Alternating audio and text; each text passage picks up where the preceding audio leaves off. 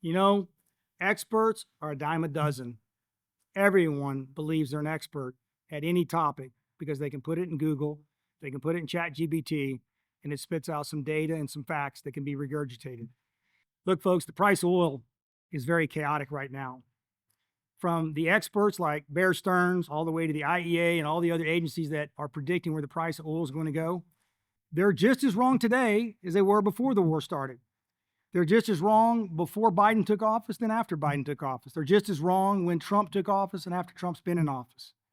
And for all their expectations and for all of their predictions on where the price of crude oil is going to be, because let me tell you what, folks, the expectation or the reality of the price of crude oil on a global basis dramatically affects the economy. It affects the cost of capital. It affects the cost of goods and services. It has the cost of utilities and electricity and transportation and diesel. It has jet fuel.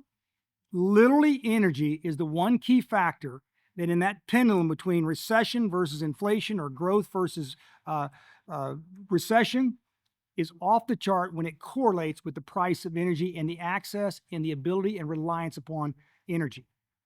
Today's crude oil prices have varied. We've seen as high as $119 a barrel back in March and April of this year. We've seen prices down to $67 a barrel 2 weeks ago. Now, that's a major swing in one of the most fundamental parts of any economy. That is access and low cost or availability to energy. Now, one thing I've seen in my 40-year career is pretty simple.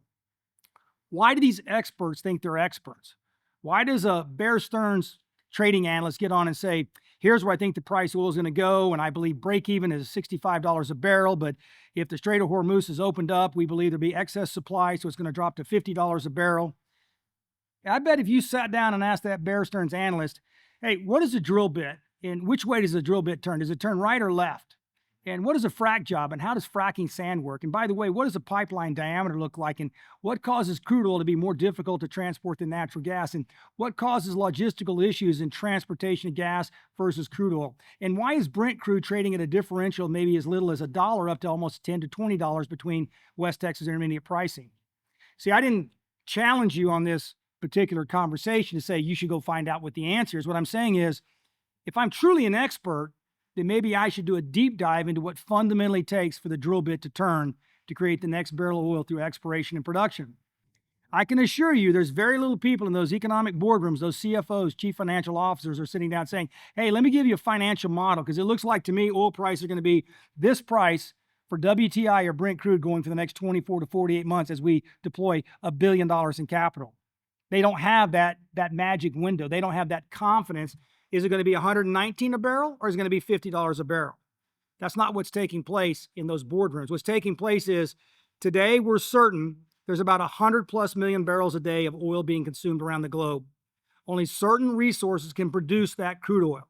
Only certain resources can produce it with any form of safety outside of the area around the Ukraine-Russian war, any areas outside of the Middle East and the Strait of Hormuz, any area that's not so logistically and cost effective, so expensive you can't get to it even at today's economics. Absent those outliers, how much oil can be delivered across the globe to fossil fuel burning countries and consumers today, and at what price? Well, let me tell you what the real factor is going to be. The factor is not going to be what the experts claim. Because if you look at any expert and you say, let me see what they predicted the last 30, 60, 90, 180 days.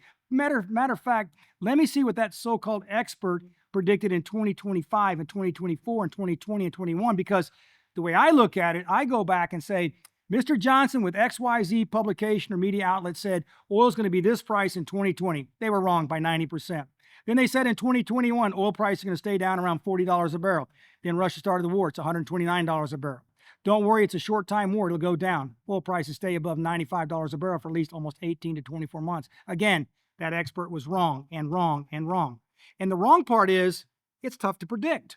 The wrong part is it's 100% they're going to be wrong because no one's going to guess exactly the price of crude oil on any given day. But the idea is what expert can give you information that you say they understand the fundamentals that drive exploration, that drive production. They understand the midstream market, how the oil and gas get to market. They understand and they calculate the maturation of risk. The risk in the Middle East has gone up exponentially because we're now into 120+ days of the war. So when I talk about where crude oil prices are going, I'm starting with somebody who starts at the grassroots of leasing and buying and owning mineral rights and drilling wells and producing and pipelines here in America.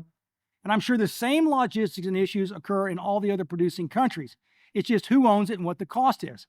But there's one factor that most people don't understand, that many producing oil countries, literally their economies, the way they feed their countries, the way they run their budget, is predicated on the revenue generated from crude oil sales. That's not the case in the United States. It's a private sector. Private oil companies, public but yet privately held, not owned by the government, not controlled by the government, control 100% of the oil and gas in the United States. So we're a free enterprise. We want to make money. Nothing drives any oil and gas company in the United States except the desire to make a profit for their owners, shareholders, and for those who are participating in the upside value of exploration and production of oil and gas. So when I think about a global market, we're competing against countries who literally are producing oil and gas to generate the revenue they need for their countries. We're producing oil and gas because we want to make a profit. So how does that really stand when you start asking which expert should I follow? Is it Bear Stearns? Is it Chase Bank? Is it Jamie Dimon? Is it the IEA, the EIA? Which agency is giving you the facts? And I would say this, 90% are wrong, even in a stable market. 90% couldn't tell you which way a drill bit turns. And 90% are just pulling numbers out of their backside because they have no clue or basis for that number. And the spread that I looked up said anywhere from $50 a barrel to $200 a barrel. I'll leave you with this. No U.S. producer is going to add or expand their drilling operation for less than $70 a barrel. Not going to happen. No oil company in this country is going to expand their budget, borrow money, sell more stock, bring in private equity if we don't see the runway forward for oil prices being north of $85 a barrel. It's costing more, it's higher risk, it's in higher demand, and guess what? As smart entrepreneurs, we're going to focus on what makes the most profit for our company and our shareholders by watching the price of oil compared to a global price such as Brent crude and all the other crude oils that transport around the world. We look at the Middle East and say, that's normal, geopolitical. Today, the red light is flashing. Tomorrow, maybe it's a light red. Maybe tomorrow, the next day, it's yellow. But it's always a factor in moving oil prices. We can't worry about the Middle East. We have to recognize it's one of the factors that drives crude oil prices across the globe.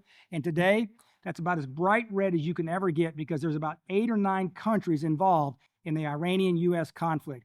And that involvement is disrupting supply like we've never seen before. After 120 days, all the soft barrels are gone. No more in storage, no more in tanks, no more in pipelines, no more in Cushing, Oklahoma. We have drained the tanks of excess supply. You're about to see what a real economy looks like in a real free market where those consumers are going to grab whatever oil they can get in physical barrels. And I'm making a prediction. I bet you by the end of August, we're over $100 to $110 a barrel. I bet you by the end of the year, regardless about whether they settle the issues in the Strait of Hormuz or not, I'll bet you where we end up with is an average price between now and December 31st of $95 or higher, and it could be well over $150 a barrel if this conflict continues to go outside the realms of just a U.S.-Iranian conflict. Folks, we got a mess. And those who own oil and gas investments, those who own oil and gas stocks, those who are on the side of fossil fuel are going to win big. Everyone else is going to be our customer.